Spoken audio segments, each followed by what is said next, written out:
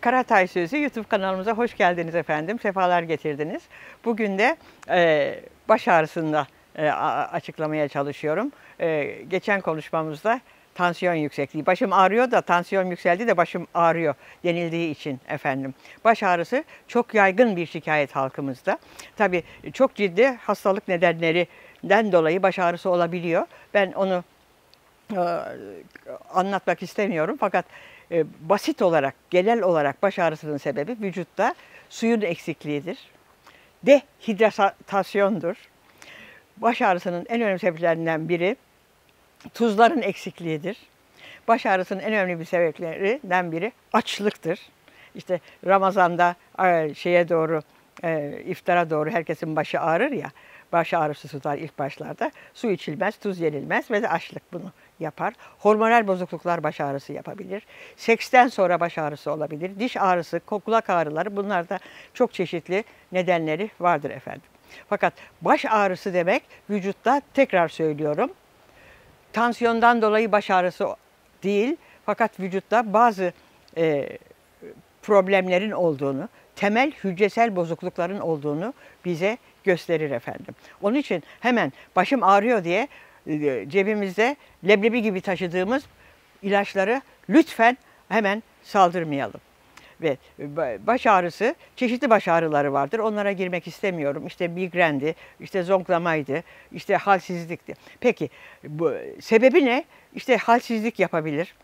Efendim en önemli sebebi vücutta hakikaten vücudun asit olmasıdır. Vücudumuz asit ise birçok sebeplerden dolayı bu vücutta eksikliğin olduğu. Çünkü asit olan vücutta her türlü hastalıkların yerleştiğini, bunu asit bir vücutta neler olduğunu da daha sonra açıklayacağız efendim. Yani baş ağrısı olduğu zaman yapacağımız ilk iş lütfen su içmek. Kristal kaya tuzlu, yani halit mineralli su içmek.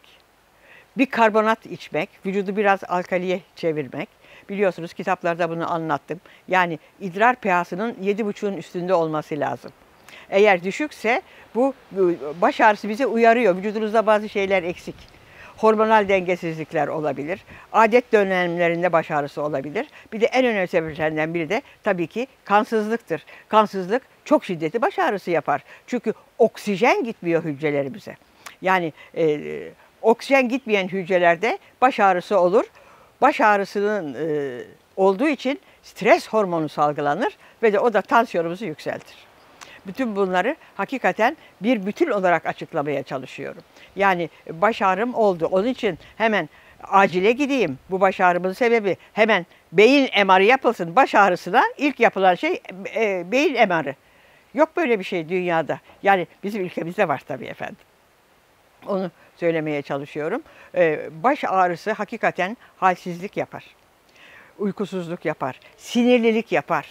Ve uykusuzluk yapar. Bunu gidermek için vücudumuza yeterli su, yeterli tuz, yeterli vitaminler baktıracağız. Eksik vitaminlerden ne varsa onları yerine getireceğiz. Sağlıklı protein yiyeceğiz. Sağlıklı yağlarla besleneceğiz.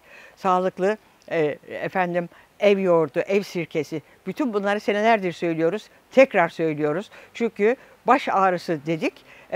Baş ağrısını ilaç aldım, geçirdim olmaz. Stres de tabii çok önemli biliyorsunuz. İşte ülkemiz tabii mavi bir, pembe bir ülkede yaşıyoruz. Stres olur mu? Ama iş stresi, işte karşılaştığımız zorluklar, arkadaşlarla olan çatışmalarımız, işte bilhassa hanımların yedikleri, bizlerin karşı kaldığı iş yerlerindeki mobbingler, erkeklerin baskısı, aile baskısı, çevre baskısı, bütün bunlar tabii ki stres yapıyor. Bunlardan mümkün olduğu kadar uzak duracağız. Stresten uzak durmak için ne yapacağız? Mümkün olduğu kadar açık havada yürümek, çok iyi uyumak, en aşağı günde 7-8 saat derin uyumaya çalışmak.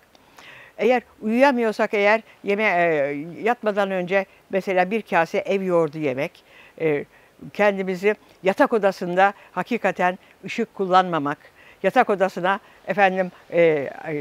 akıllı telefonlarımızı almamak, şarj aletlerimizi almamak, yatak odasında televizyon seyretmemek, sevdiğimiz, her zaman söylüyorum, bir şarkıyı söylemek, sevdiklerimize sarılmak, dans etmek, eğlenmek, şarkı söylemek, bütün bunlar hakikaten stresi azalttığı için yürüyüş de çok önemli. Ve yapılan bir araştırmada da gösterildi ki her gün muntazam 20 dakika yürümek antidepresan ilaçlar almaktan daha iyi stresi gideriyor.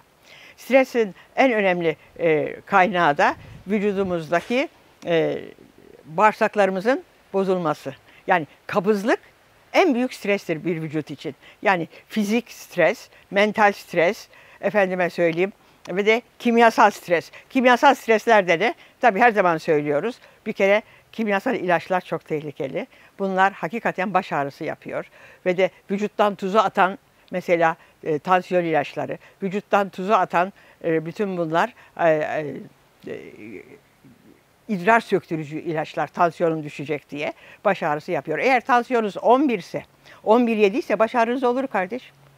11,7 ise, 12,8 ise yani 180 boyunda bir kişinin tansiyonu 11 ise baş ağrısı olur. Dengesizlik olur, halsizlik olur. Yani bunlar hepsi birbirine bağlı. Bunu anlatmaya çalışıyorum. Normal halit minerali dediğimiz mineralle yüklü, tekrar söylüyorum, kristal kaya tuzundan korkmayacağız. Kristal kaya tuzuyla beslenen ülkelerde ki çok yüksek bazı ülkelerde, bu kitaplarda da yazdık bunları ve de referansları var, yüzlerce referans var. Sağlıklı minerallerle beslenen ülkelerde tansiyon yüksekliği de görülmüyor, kalp krizi de görülmüyor. Hoşça kalın efendim. Baş ağrınızı hemen ilaçla gidermeye çalışmayın. İlaçlar da baş ağrısı yapıyor efendim.